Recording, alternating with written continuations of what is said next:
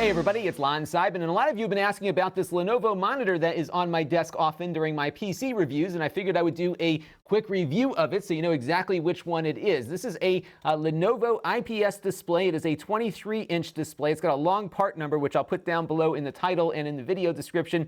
It's a 1080p IPS panel, and it's got really decent viewing angles on it, as you can see here.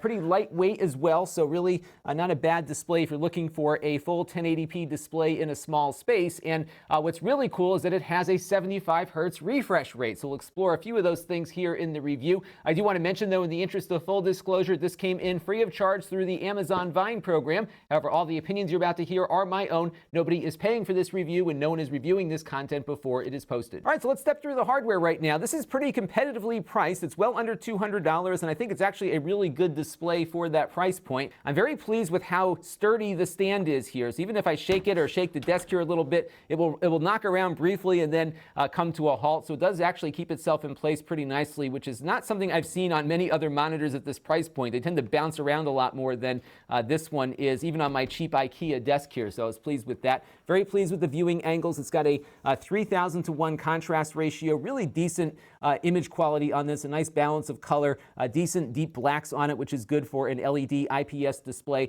I'm not seeing all that much bleed through on it either, so it really does look like a higher quality display than its price suggests. It's very bright, brighter than many other monitors in the sub $200 range, but not as bright as something like you might see on an iMac or a Apple display. But again, I'm pretty pleased with the image quality overall. 7 milliseconds response time, so it may not be the best for gaming, but maybe good enough, especially given that you are getting a faster refresh rate on this, which we'll explore in a minute. You can see here it's relatively thin. There are thinner monitors out there. I did drop mine, by the way, and that is due to its crazy power cord, and I'll show you why that ended up happening here a little bit later as well. On the back here, you've got a connector for VGA as well as HDMI, and then your power cord goes in here. There is no up or down adjustment, just an angle adjustment on it. So if you do want to put in a higher height on the monitor, you'll probably need to get a little stand or something. Now, it does not appear to be VESA compatible. You can detach the stand here. There's a switch to do that. It did not come with a mounting bracket in the box, and there are no screws on the back here for mounting any kind of bracket to it. So I'm not sure if that's an adapter that's available. I couldn't find one, so just be mindful of that. There is a headphone jack here. There are no speakers on this, but you can route your audio through the HDMI to that headphone jack. So if your computer, after plugging it in, doesn't have any sound coming out of its speakers, it might be routing sound through the monitor, and you just have to reroute it through your operating system. It also oddly has this orange plastic clip here for cable management. You can't really take it off. It looks like it's on there pretty good. So they did have some, maybe they just decided they wanted a contrasting color for the back of the display, but you're going to be stuck with that orange thing on there unless you really want to just rip it off the hard way. But my biggest gripe, though, has to do with the power adapter. It is small, but look what they did with the prongs on here. They are essentially backwards, at least for the US version of this plug. So usually you would take an adapter like this and kind of plug it into the end of your power strip, but in this case it has to be plugged in this way, and as a result it now takes up room on my power strip that it wouldn't have had to take up had they had the prongs in the right direction.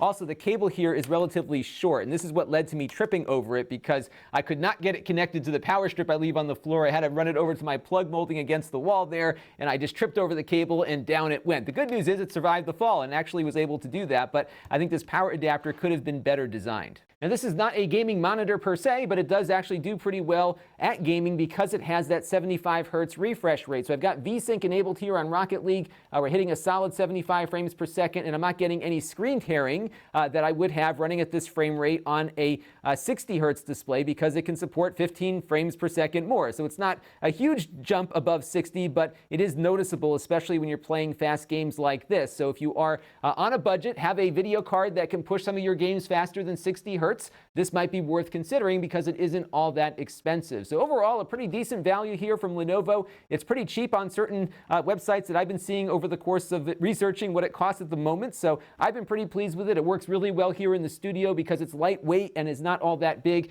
yet it can do a 1080p display at a decent refresh rate. This is Lon.TV. Thanks for watching.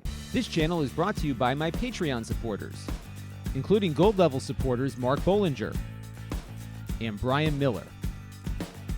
If you want to help the channel, you can by contributing as little as $1 a month.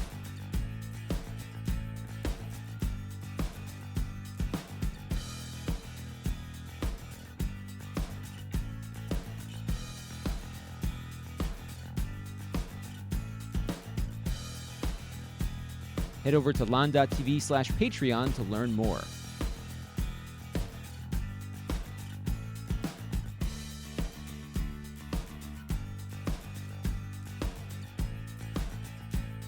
And don't forget to subscribe. Visit Lon.TV/S.